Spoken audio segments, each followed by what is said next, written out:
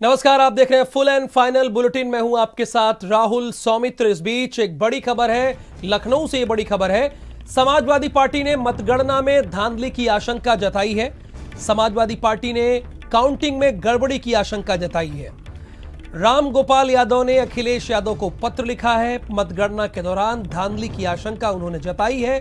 प्रत्याशी counting agent alert किए गए हैं, यानी जो प्रत्याशी हैं और जो काउंटिंग एजेंट होंगे, जो हर विधानसभा में समाजवादी पार्टी की तरफ से या बसपा की तरफ से या भारतीय जनता पार्टी की तरफ से जो एजेंट होते हैं, उन्हें अलर्ट किया है। प्रोफेसर राम गोपाल ने एक परिपत्र भी जारी किया है। प्रमाण पत्र मिलने तक काउंटिंग टेबल ना छोड़ें। उन्होंने ये कहा अपने प्रत्याशियों से कि जब तक आपको प्रमाण पत्र नहीं मिल जाता है, अपने काउंटिंग टेबल को ना छोड़िए। बैलेट और ईवीएम पर कड़ी नजर रखें। उन्होंने ये भी कहा है काउंटिंग में समाजवादी पार्टी के प्रत्याशियों के दो वकील भी मौजूद रहेंगे, यानी जिस दिन काउंटिंग होगी, मतगणना होगी, ये वो 10 मार्च के बारे में कह रहे हैं, दो वकील भी रहेंगे प्रत्याशी के साथ। हर काउंटिंग स्थल पर समाजवादी पार्टी के 2 अधिवक्ता तैनात रहेंगे, यानी 400 विधानसभा सीटों में सभी पर 2 अधिवक्ता भी होंगे। प्रत्याशी तो होंगे, 2 अधिवक्ता होंगे और साथ ही साथ जो एजेंट अंदर रहेंगे वो तो रहेंगे ही।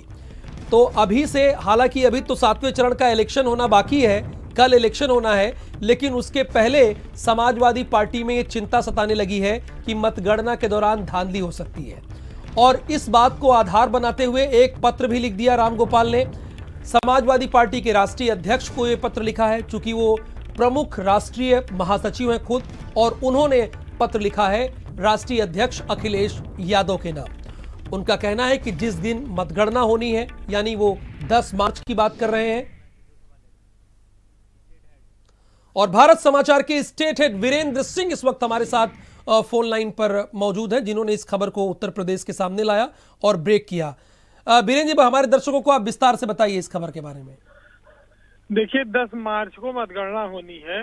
उसके लिए प्रोफेसर राम गोपाल यादव ने एक पत्र जारी किया है और अपने कार्यकर्ताओं को अलर्ट किया है पूरे प्रदेश में, और ये आशंका जताई है ये जो बैलेट से मतदान हुए हैं, जो कर्मचारियों ने किए हैं, तो उस मतदान की जो मतगणना होती है उसके लेकर सावधानी बरतनी है, क्योंकि जब वो मतगणना होती है वो बैलेट की, तो वो सबसे आखिरी में जोड़ा जाता है। तो अगर ईवीएम की गिनती में लग गए तो जो मतगणना स्थल पर बैलेट पेपर है, इसको देखना होगा। पोस्टल बैलेट जो होता है, ये सब बहुत महत्वपूर्ण है, क्योंकि पोस्टल बैलेट से 5000-7000 वोट पड़ते हैं और आखिरी में ये बड़े निर्णायक हो जाते हैं विधानसभा चुनाव में। तो इसको लेकर उन्होंने अलर्ट किया है सारे जिला अध्यक्षों को, प्रत्याशियों को, कि मतगणना स्थल पर वो सचेत रहे, किसी प्रकार की कोई धांधली ना हो, इसको लेकर सतर्क रहना है। समाजवादी पार्टी का स्टेक लगा है बहुत ज्यादा, वो सत्ता में आने के लिए कोशिश कर रही है, और यही वजह है कि प्रोफेसर राम गोपाल यादव ने ये एक पत्र जारी करके सबको चेतावनी दी है कि वो कोई भी कोताही ढिलाई ना बरते। दूसरी ओर समाजवादी पार्टी की एक और तैयारी ये है कि नरेश उत्तम ने ये पत्र जारी करके 9 तारीख तक सभी विधानसभा के जो प्रत्याशी हैं उनसे नाम मांगा है। लीगल जो अधिवक्ता सभा है उसके 2 लोगों की ड्यूटी मतगणना स्थल पर लगाई जाएगी, जहां जरूरत पड़ने पर वो लीगल सलाह देंगे समाजवादी पार्टी के प्रत्याशियों को। क्योंकि उत्तर प्रदेश में इस समय चुनाव बहुत हाई टेम्परेचर पर है और समाजवादी पार्टी को सीधी टक्कर है बीजेपी से।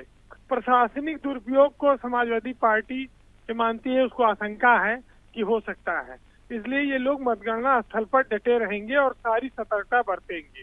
जी बिल्कुल, यानी ये माना जा रहा है साफ तौर पर कि ये लड़ाई बड़ी दिलचस्प है और समाजवादी पार्टी कहीं से कोई कोर कसर नहीं छोड़ना चाहती, और बिहार चुनाव भी उनके संज्ञान में है। इसी बात को ध्यान में रखते हुए उन्होंने अपने कार्यकर्ताओं, अपने प्रत्याशियों को ये निर्देश जारी किया है। बहुत शुक्रिया इस विस्तार से जानकारी के लिए आपका।